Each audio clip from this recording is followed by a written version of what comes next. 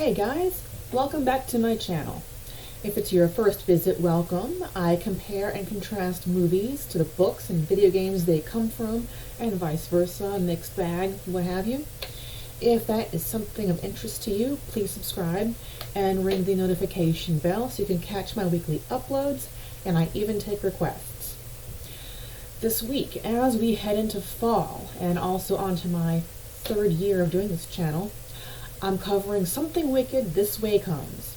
It's a classic by Ray Bradbury, and a very dark Disney movie about a demonic traveling carnival.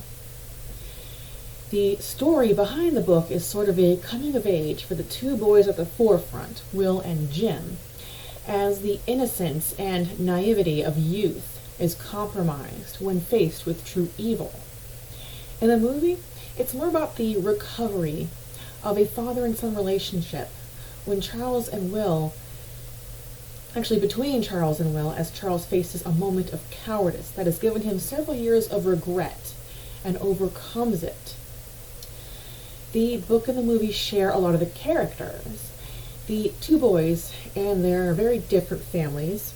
You know, Will is, his parents are together, and his father's in the book he's the janitor, in the movie he's a librarian, and his mom's, obviously stay-at-home mom, since I think this takes place in the 50s or 60s.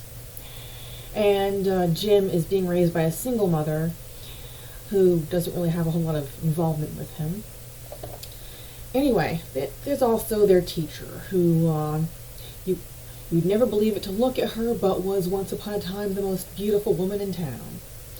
And their barber, a lifelong bachelor and lonely, aging man. Their traveling lightning rod salesman. And then as Cougar and Dark's pandemonium shadow show comes to their small town, we meet Mr. Dark, Mr. Cougar, the witch, and the dwarf. The movie does not include the freak show characters known as the skeleton, and the illustrated man, which is just a guy with tattoos all over. I don't know what really the skeleton was supposed to be other than a guy in a skeleton costume. Anyway, there's also the high prices paid by two of the characters for the otherworldly gifts bestowed to them, including Miss Foley, becoming the great beauty she used to be at the expense of her eyesight, and the barber, who, after being told by the witch that he would finally find love after all this time, is seen by the boys for the last time ever. As they peek into the dance show, he's naked and surrounded by all these belly dancers, and never seen again. And I just knocked over the Night King. Move over, Arya Stark. There. Alright, and of course the Magic Carousel that can make a child grow up if ridden clockwise, and if ridden counterclockwise, can return an adult to childhood. And as the story progresses, it becomes obvious that Mr. Dark has his sights on the boys, as they cannot seem to escape him. Charles becomes involved. In the book, like I mentioned before, he's a janitor in the book, but in the movie he's a librarian, which is instrumental in how they find out how to defeat Mr. Dark by looking to the books. And it's where they find that inscription, first written by Shakespeare, but entitles the movie, by the pricking of my thumbs, Something Wicked This Way Comes.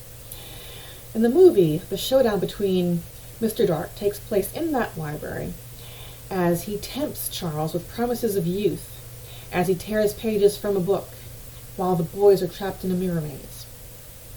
And then, this time around, the ending, the final climax and the ending is how the book and the movie start to differ. In the movie, the witch is struck down by the lightning rod salesman with one of his lightning rods. In the book, she is shot down by Charles, which is also how he defeats Mr. Dark, by shooting him with a bullet inscribed with a smile. And as a side note, not really so important, but nonetheless noticeably different, is how the witch travels. In the book, she takes a hot air balloon everywhere. So her presence, hovering above Jim's house, has all the subtlety of a stampede of elephants. Charles waking up to what, as I understand it, is a hallucination of Mr. Dark encasing his hand in molten metal is only in the book, and Mr. Dark's demise on his own time-warping carousel is also only in the movie. Yeah, speaking of Mr. Dark, is the talent starting to look familiar to anyone? That's the High Sparrow from Game of Thrones, as a young buck. The resemblance isn't exactly made obvious during this rapid age death sentence, but this was 1983, so let's just not judge too harshly. And that is all for Something Wicked This Way Comes. Thank you so much for watching. Please leave a comment and a slap on that like button to help me keep this channel going.